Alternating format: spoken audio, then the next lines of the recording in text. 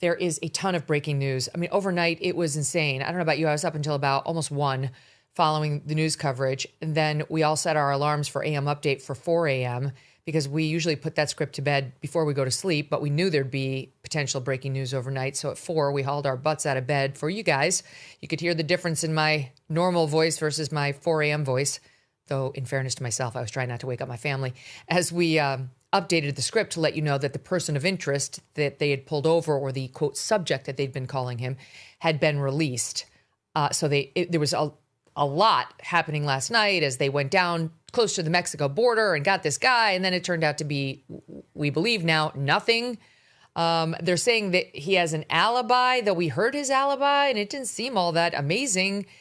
Is it more likely that they just realized after talking to him they didn't have the right guy? And are we really just like doing this to people based on the fact that they look a little like the guy? Not sure what's happening there, but we're going to talk about it with our panel. This is all in the search for Nancy Guthrie, an 84-year-old woman. She's the mother of NBC host Savannah Guthrie, as you know by now, who may or may not still be alive. You know, many of us presume that the worst may have happened by now, given her heart issues, given the fact that this was clearly a violent man who abducted her, and just given, playing the odds of this person who doesn't really appear to have negotiated at all, or at a minimum in good faith with the family, if you believe those ransom notes are from him. But she could still be alive. We don't know, in fact, what happened to Nancy Guthrie. And last night, there was a report for a minute that an 84-year-old, this is unconfirmed online, had been taken to this hospital in Arizona via life flight. And there was this hope where it was like, oh my God, what if? And then they quickly said, that's not her. So you do get these periodic reminders that there's what you know and there's what you think you know. And we do not know the status of Nancy Guthrie. Savannah and family are hoping and praying and believe she's still alive. And then there are many of us who are hoping and praying she's still alive, but believe she's likely not for those reasons I stated. In any event, we do know that she was forcibly taken from her home in the early hours of last Sunday, 2 Sundays ago, that day, February 1st. And that means she has not been seen for 11 days, not by anyone who cares about her.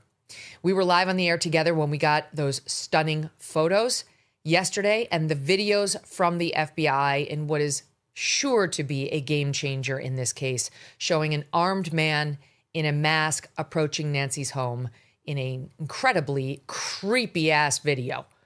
So it seems the FBI is now taking an increased role in the investigation after the Pima County Sheriff's Department did not appear to be making much progress. We heard that sheriff told us that he had sent off the videotape, or there was a videotape sent, but he had contacted the Nest camera company, which is Google, by the way. That's who owns and makes Nest, saying, is there anything on here? Is like the camera's gone. He said it's not in our possession.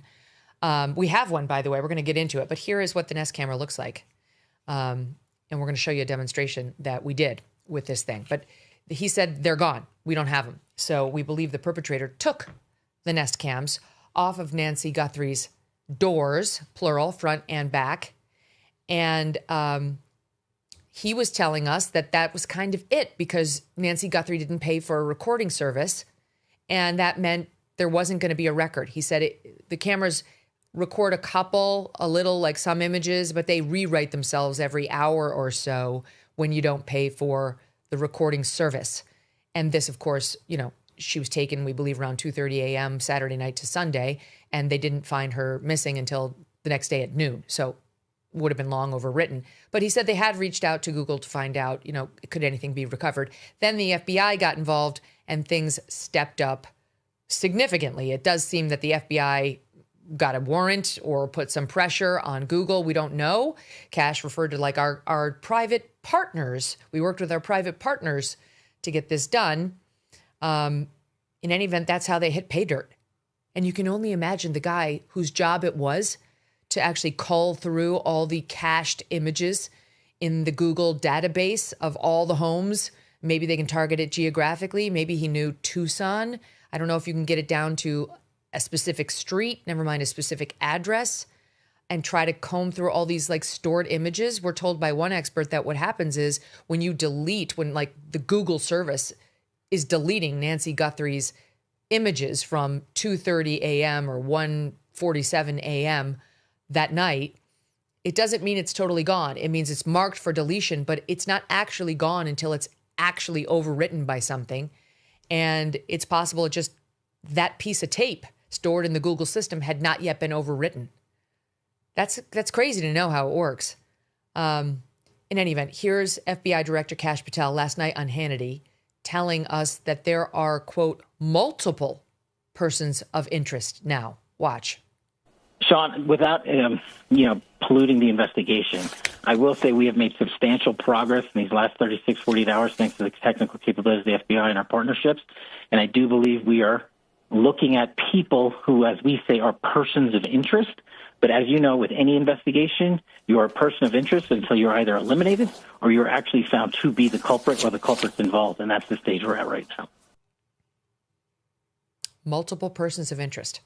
That sounded promising. And last night, a delivery man was detained right by the Mexico border on the Arizona side as part of this investigation. SWAT was there. We were told a hostage rescue team was on scene, at least in Tucson. I'm not sure whether they actually wound up going down to this area near the Mexico border, but the reports of the SWAT team and the hostage rescue, and then that report unconfirmed of an 84-year-old woman in a life flight, a helicopter, and now multiple persons of interest, and boom, a subject, that's how I referred to him, a subject is being detained, and they're searching his house, and the reporters traveled immediately down. It was about an hour south of where Nancy Guthrie lived, but it appears very much that they had the wrong guy. His world has now calmed down dramatically. Law enforcement has moved on. He was released after they say his alibi checked out. Now, again, I don't totally understand. I'm not sure I believe the alibi thing. I'm guessing they just talked to him and realized they had the wrong guy. But the alibi, we heard from his mother-in-law, Brian Enton, intrepid reporter that he is, actually followed the cops down there, got the mother-in-law, Juanita, on tape on News Nation. I watched it live. And Juanita said his alibi was he doesn't work. I think she said Thursday, Friday, Saturday, or it was Friday, Saturday, Sunday nights. And he lives with her and her daughter, and that he was home. That was the alibi. So it's not exactly airtight. I'm just going to guess, since they do appear to have entirely moved on from Carlos, that there was something else that convinced them this was not their guy. But this guy had his cage rattled last night.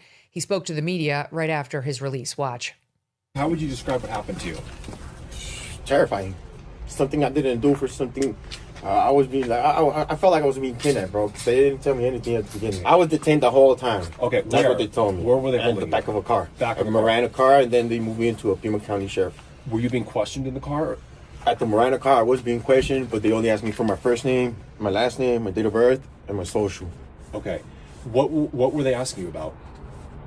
My whereabouts. Okay. Where did I work? Where was I, and all that. But are you ever up in Tucson? yeah, I work in Tucson. What do you do? GLS, deliver packages. Okay. Do you think you might have delivered a package to Nancy Guthrie's house? I don't know. Might have been a possibility. I don't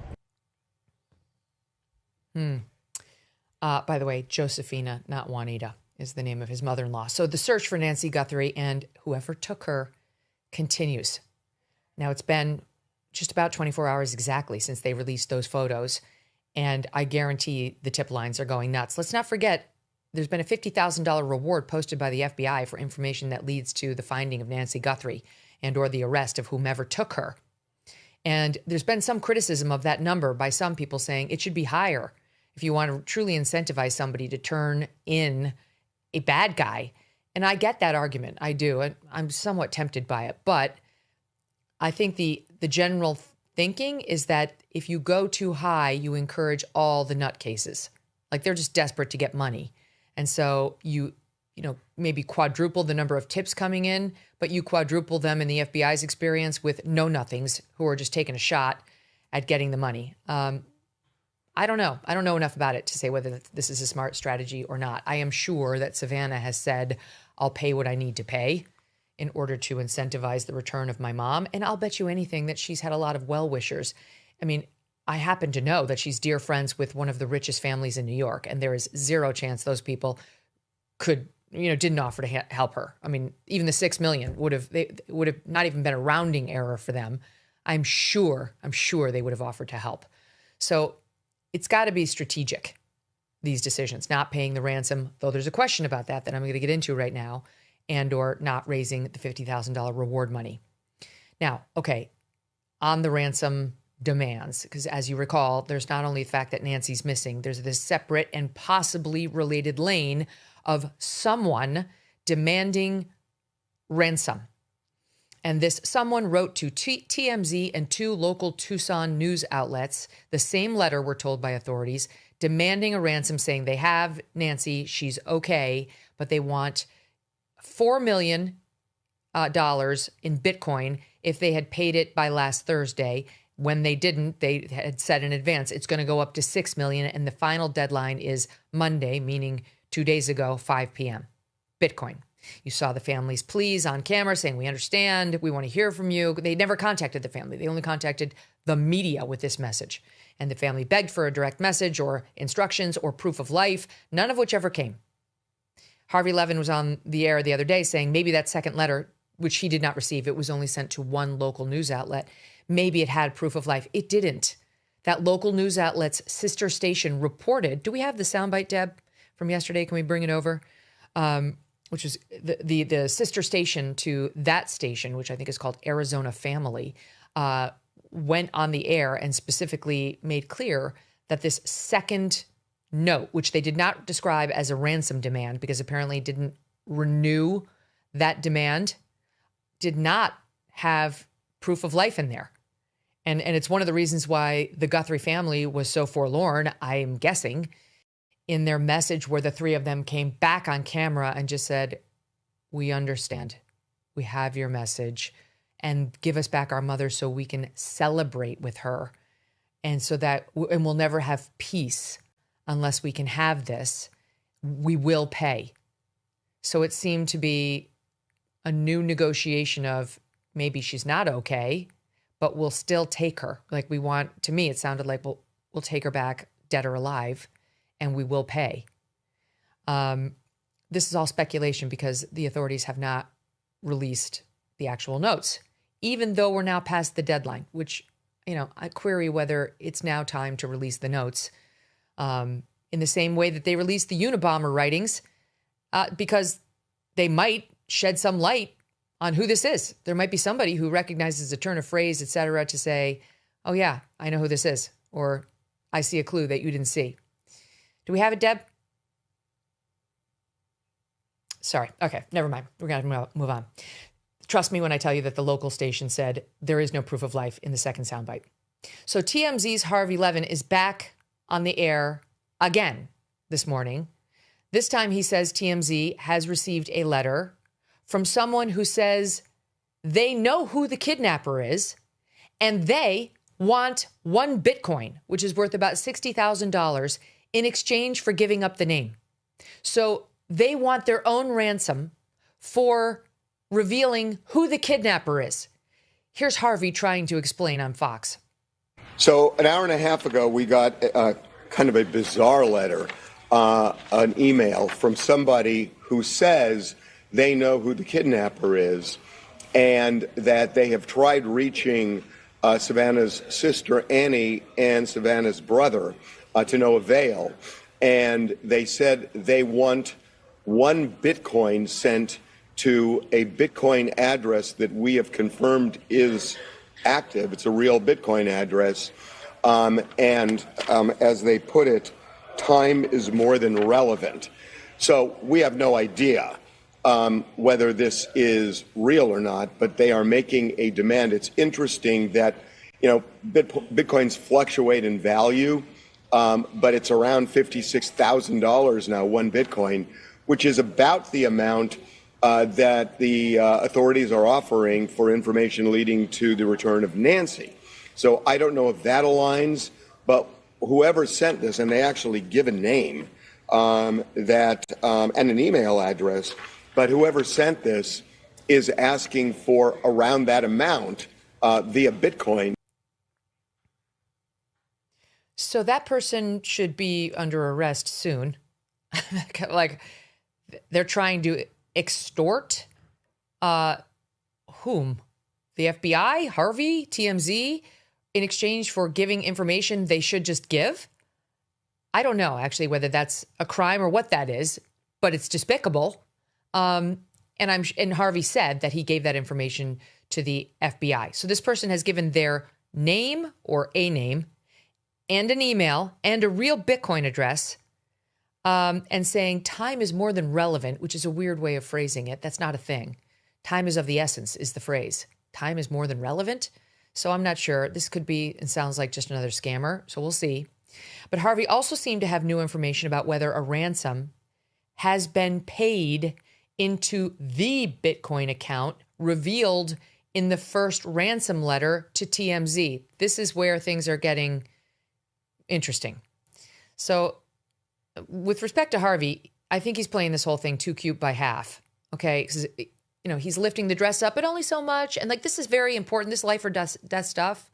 Like, I'm not sure. I think if I were in his position, I'd probably either be saying nothing or everything. I mean, he's a member of the news media, and I guess he's given agreements to law enforcement not to reveal like so much, just enough to titillate. I'm not sure what's happening here, but take a listen. Late last night, there was a Bitcoin address that had $6 million deposited in it. I don't know if that's real or a ruse, but I'm sure you know of it. When you looked at that address, did it match what you saw in letter number 1 from several days ago? I am not comfortable commenting on this. Okay, so then it's possible that the Bitcoin address that was requested turned out to be this particular one. And that would wouldn't read anything. I wouldn't read anything into this. Okay, so if the suggestion that money was paid may not necessarily be the case. Is that what you're saying? Correct. Do you have any idea what's happening? I don't. I'm sure you're just as confused as I am.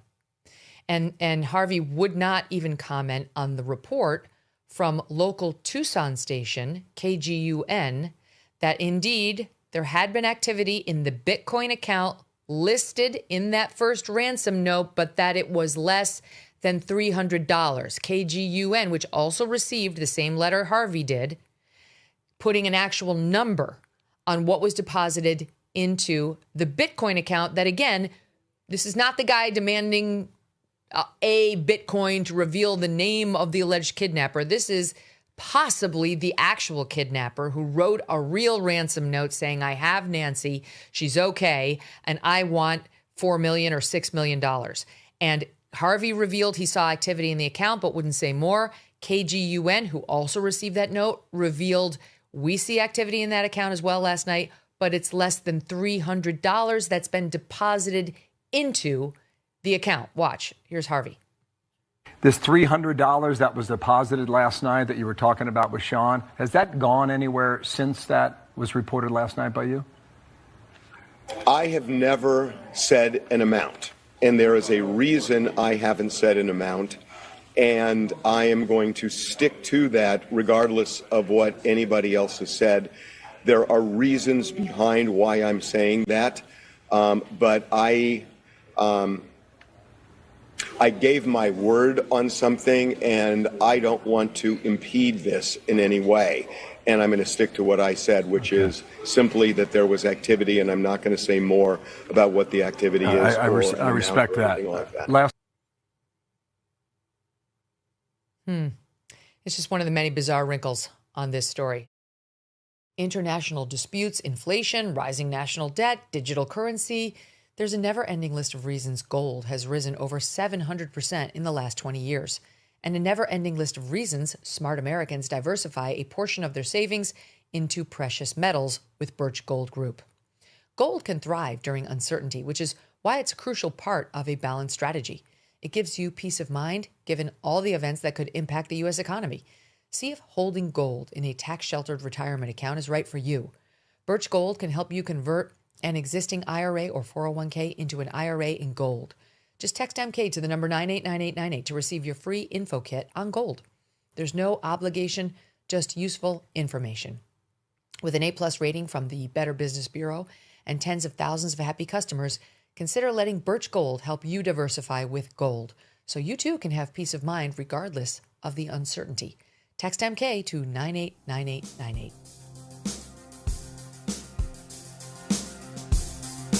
Thanks so much for watching. If you like what you just saw, hit the subscribe button for more clips and full episodes.